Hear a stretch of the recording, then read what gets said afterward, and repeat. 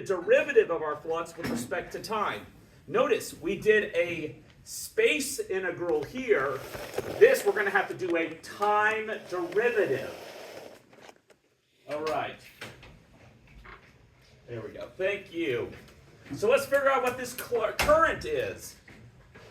So we know our flux, if we remember right, is, trying to remember from it, mu I, the natural log of W plus D over D over 2 pi, and there's an L right here, right?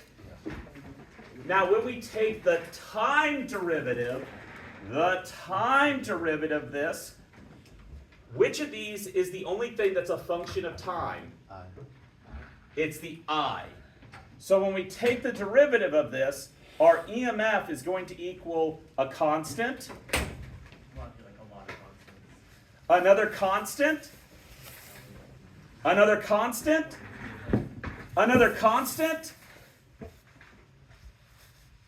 and the only thing that we have at the end is the derivative of I with respect to time.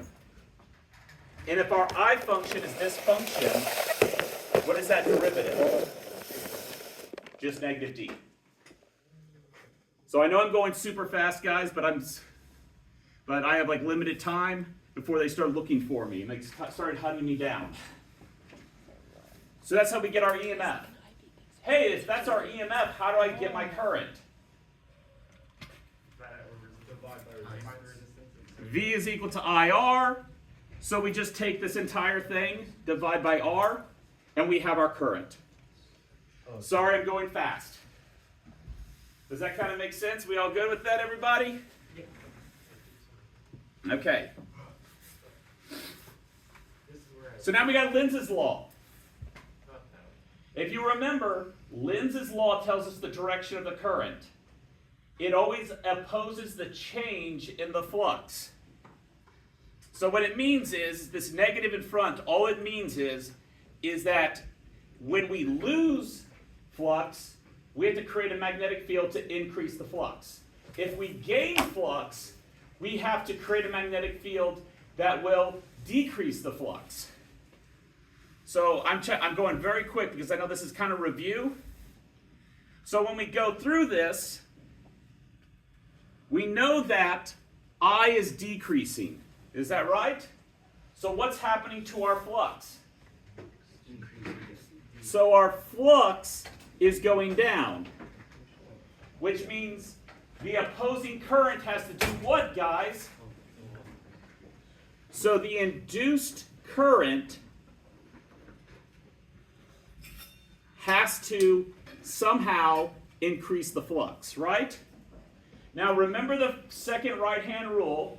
Which way is the magnetic field created by this wire on that loop? It should be dots. And what is happening to my dots?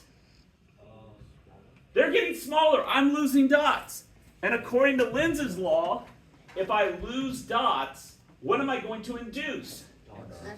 More dots. We'll create more dots to replace the ones we lost. So the induced magnetic field has to be out of the page so that it can go and replenish the dots that it loses. And that's from Lenz's law. Which way would the current be around this loop? Well, we have the third right-hand rule, which your thumb is the direction of the induced field, and your fingers wrap around it. So it's coming out of the page, so guess which way the current's going? Counterclockwise. All right. Hey, we learned something. Oh my gosh. All right. So I'm kind of going very quickly through this. Are we all good on this? Is everybody happy with this, right? Okay. I'm trying to have like 20 minutes. How much time do I have? I have 9 minutes to get done with this. All right. So we have Lenz's law. By the way, that derivation we did earlier, it's right here. It goes over it. It goes over all the parts on how to do it. In case you did it, this is my backup. So in case I forgot how to do it, I had it right here. Lucky for me, that's the answer we got, right? Yeah. Good. Mr. Seals did not screw it up. Wait, where's the D? Instead of them using D, they used H and A. Oh, okay. They used different letters. I had a backup just in case I screwed up. The last thing is things that are called rails. We talked about rails earlier. Now in Physics 2, when we did it back in October, we were allowed this equation. You can start with this equation in Physics 2 because it's on the equation sheet. But guys, are we in Physics 2? No. Unfortunately, you have to know how to derive this because this is Physics C, but it's the easiest derivation possible. Are you guys ready? The easiest derivation for this is that EMF is equal to the change in flux with the change in time, which is going to equal B times A. Sorry, right? What is the area of this object? Lx. So EMF is going to equal d over dt B Lx. Is B a constant? Yeah. Is L a constant? Yeah. What's dx dt? Oh, look, there's the answer. These are the 3 steps you do to go and show that you derive it. Now I'm going to tell you guys, I know graders that actually did have to go and grade this question, and you can't start with BLV. You don't get all the points for Physics C. So these are the 3 steps you have to do. So anytime you have a rail gun, and you need to go, if you have these rails with a rod in the middle of it, you have to start with this. You have to start with this. We good? Yeah, there's like one of these questions like every FRQ. No. It's not every FRQ. It's like every other. Because guess what happened? We just did 2022, right? Guess what 2023 was? It was this.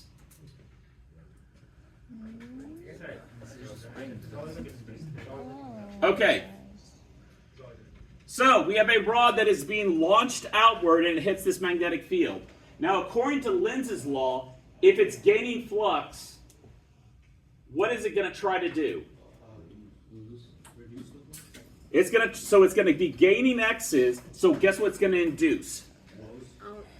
It's going to create dots, which means guess which direction our magnetic field is going?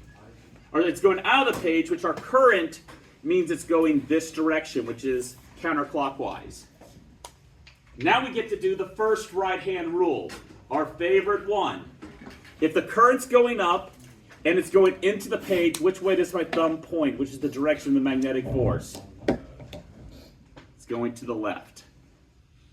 And if you remember from back in October, when you try to change something's flux, the force will always resist the change in flux.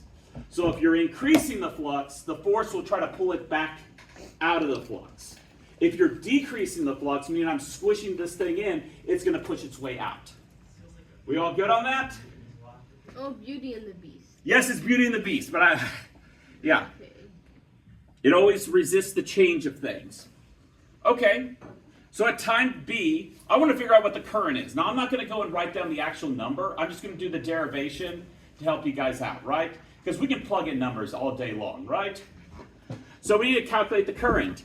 So I want to start with EMF equals BLV. Can I do that? No, unfortunately I cannot. I have to start with an equation on the equation sheet, which is EMF equals d flux dt. But what can I immediately do after that? DB. No, BA. B, in this case, I think it tells us how wide it is, right? Now they have a length, BL times X, right? Because L is the distance between them, right? And that's what's staying constant. So what is and then what's my last step? BLV, right? Which is what we used to do back in the day, right? How do I get a current from that? Divide by R. I just will equal BLV over R. Okay. How do I figure out what my force is? Bill. Actually, that's not B equals Bill, but F equals Bill. And we know what I is, right? Yeah, we just found it. So we get a B squared, L squared over R V. times V. Did I miss something? I read something. I already plugged I in. Oh, okay, wait. Yeah. Oh, no. Okay. Notice this force is a force that depends on velocity. Is there anything else in physics we ever had to deal with a force that depends on velocity? I drop a block, there's a force of gravity downward, and what's pulling it upwards? No. Yes! No. Yes! An object on a rail undergoes air drag, which means you don't have to necessarily derive the equations, but you have to know all the graphs that are involved with it, with the correct concavity.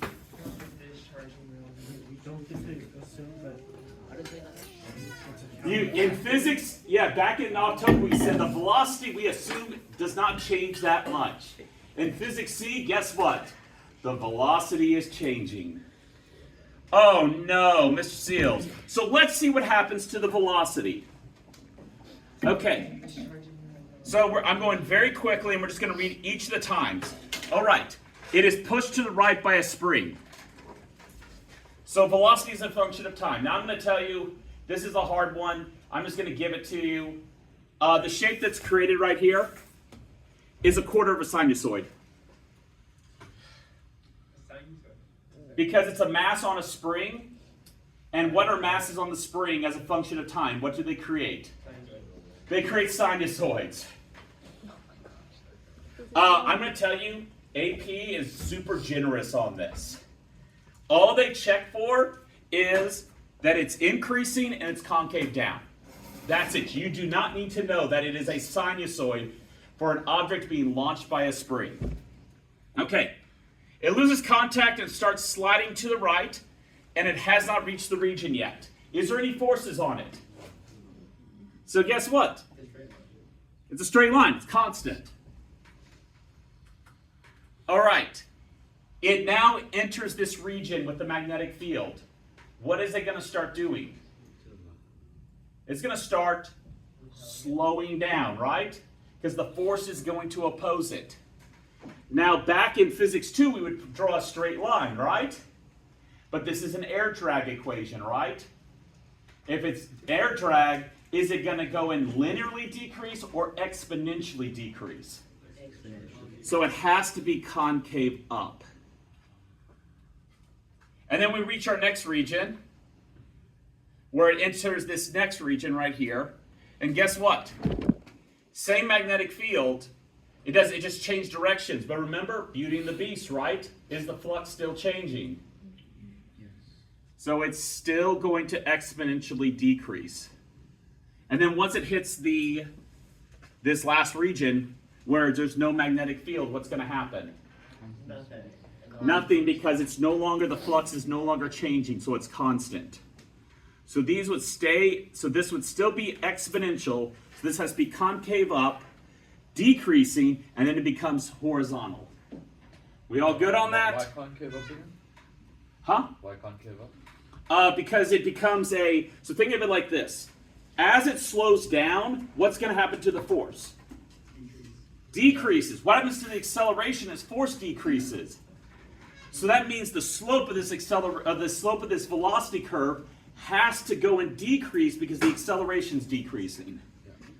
All right. We good on this? I think that's it. So I'm going to do one class roll. So you guys know where all the boards are, right?